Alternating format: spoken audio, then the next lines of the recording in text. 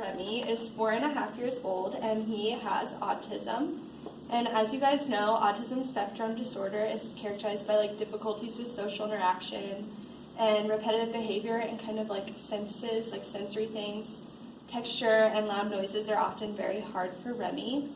I do have a video of a like home observation of Remy, so I will play that for you guys.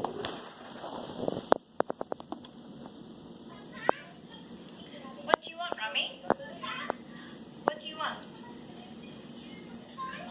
Postman Pat? Okay, do you want to go and sit down? Good job, well done. Remy? Remy, say hello. Remy? Remy, say hello. Say hello to the camera. Remy. Look, Mama.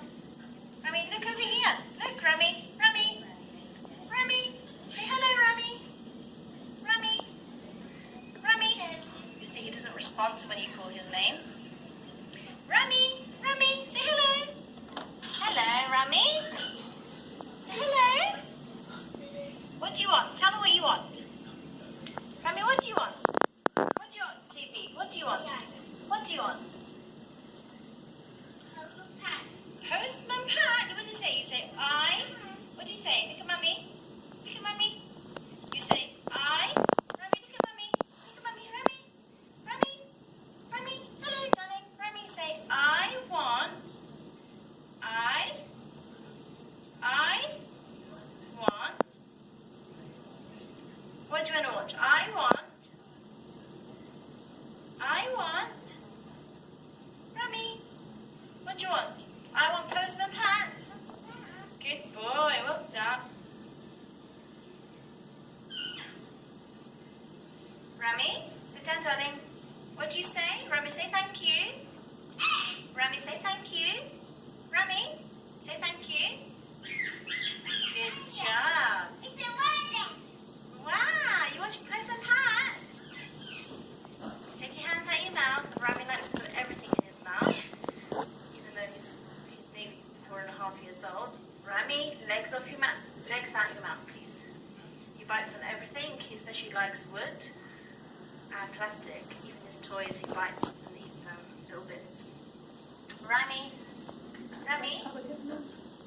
Okay, so what are some things that like stood out to you guys in the video that are like difficult behaviors for Remy?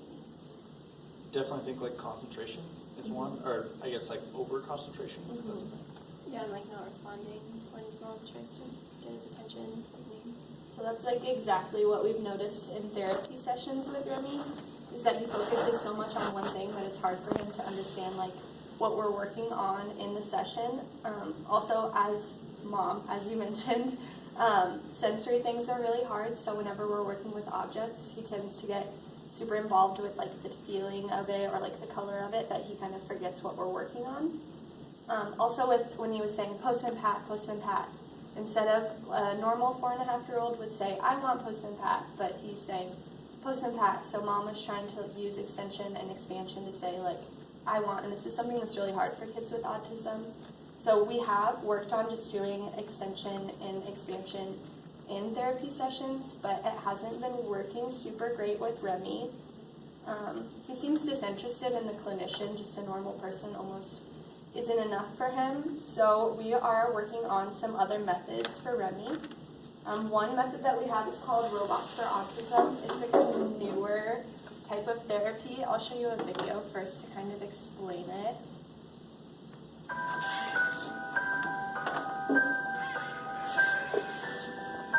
This is not a nightmare. This is not a death machine or an evil toy come to life. In fact, it's not a toy at all. Hi, my name is Marlo, and I am the next generation of therapy for children with autism. Okay, I'm going to fast forward because the other part of this is not relevant.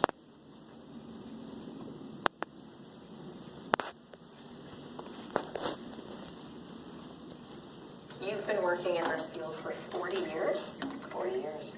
Wow. Carolyn is one of the first people to prototype a robotherapy with autistic children. The response to Milo was pretty immediate. They wanted to touch him, they wanted to talk to him, they wanted to see what he would do, they wanted to take him and put him in their classrooms. Like Joy asked me, want to work with Milo? I said, cool. I think what we're going to try today first is we're going to do, let's practice the countdown module real quickly, okay? Okay. Milo is a great complement to a human therapist or teacher. He's clear, he's calm, he's consistent. These are simple my calm down too. Carolyn and Milo use everything from simple games to counting and emotional exercises. Carolyn selects lessons on a tablet, and then Milo keeps things interesting by combining them with videos and questions. Which one did he use? Nice. You're right. Good job. Milo and Carolyn are a good pair. Milo is reliable, and Carolyn is there to help facilitate with a human touch. People with ASD can have trouble interpreting social cues, like smiles or frowns. Some of Milo's lessons are designed to help specifically with that, by demonstrating facial expressions and emotional cues, and asking what they mean. They don't understand the perspectives of others. They don't understand emotions.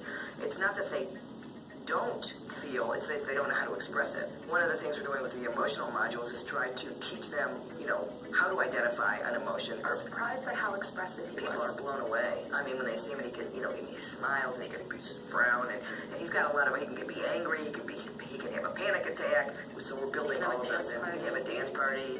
We have a dance party, yeah, dance party. Milo was developed by a small startup based in Dallas. Here at RoboKind, Fred Margolin says that right now, the company's sole focus is helping children with autism. There was a lot of literature that children with autism related to certain robots with faces and things like that. RoboKind is responsible for the tech behind everything Milo says or does. They designed Milo, programmed his animation and dialogue. Milo speaks at 82% of normal speed.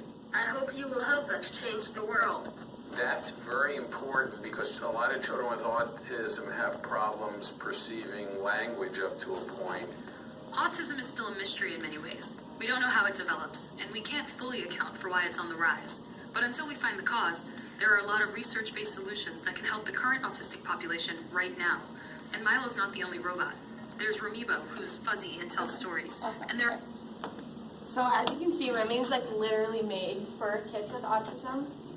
He's interesting and approachable, and like his face actually moves like an actual person, which is super relatable for the kids. And it's a robot, like it's not a normal person. It's not as scary for them. And he's also paired with a tablet, as I think you saw. So it kind of enhances everything even more. So things that Milo is saying, like it zooms in on the face for like smiling, like or frowning. That probably means someone's upset. One of the reasons that Milo is super effective in clinic is all of our clients have like kind of three needs, especially kids with autism, is like the need for autonomy, mastery, and purpose. And so with Milo, I think the kids kind of feel more like they're leading the session more than like the SLP is demanding them to do all these things. They kind of put that SLP to the side and they're more playing with the robot, which helps them, Remy, learn a bit more. And then I do have another route that we could take, which is an app. It's called Conversation Therapy. I'll pull it up for you. So basically what this does is it comes up with like pictures, and then there's 10 different types of questions you can ask. So like, what is a game? What is happening in this picture? Name 3 games. Disadvantages and advantages. Tell a story. Who will win this game? Why do people enjoy playing games? And you can also like record your client, and then if they got it right, and then once you go through, you can enter them in and save them into the app. I think this could be useful for Remy, but I also think it may be a little more advanced for him, and there's not as many ways you can personalize it with Remy.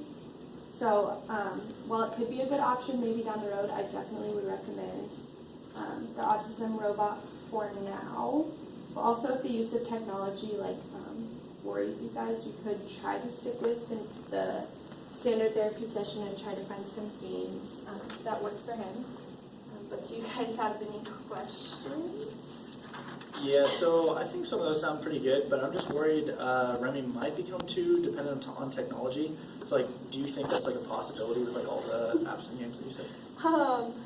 I personally don't think so. I think Milo helps Remy develop some like base conversation skills.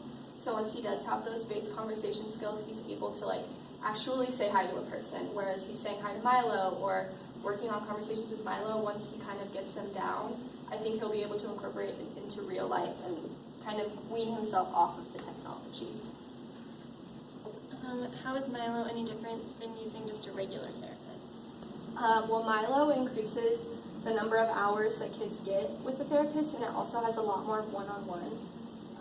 It doesn't technically have to be with a speech pathologist, so if there's someone who's trained and like knows how to use Milo, they could be there to do the session. It also like decreases cost for clinics overall and for parents, just because when you have Milo and you aren't paying for a speech pathologist, you can work with Milo on your own.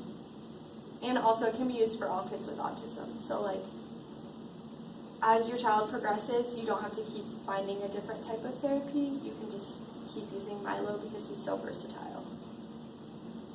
Yes, you said that Milo is actually like able to teach them. So like what would the actual like curriculum be for Milo? The 4 areas are emotional, conversational, situational, and calm down. So emotional is like regulating emotions, being able to tell if someone's upset or if someone's happy. Conversational is knowing like how to leave a conversation, how to enter a conversation. I mean, like for all of us that's awkward, but for kids with autism that's like a lot harder. Situational is just situations that are different than everyday things. So like the dance party, like not every day you have a dance party. Sometimes that's awkward for kids with autism. So like practicing that, and then calm down, teaching like techniques to reduce stress. So like deep breathing. I know Milo does a thing where he like teaches kids to like inhale, and that's not really a therapy thing, but helps with reducing stress. And how has Milo been successful with other clients? Yes, he has. I actually printed off a success story from Shady Lane Elementary School that you guys can take home with you. And also there's more on the Robots for Autism website about success stories if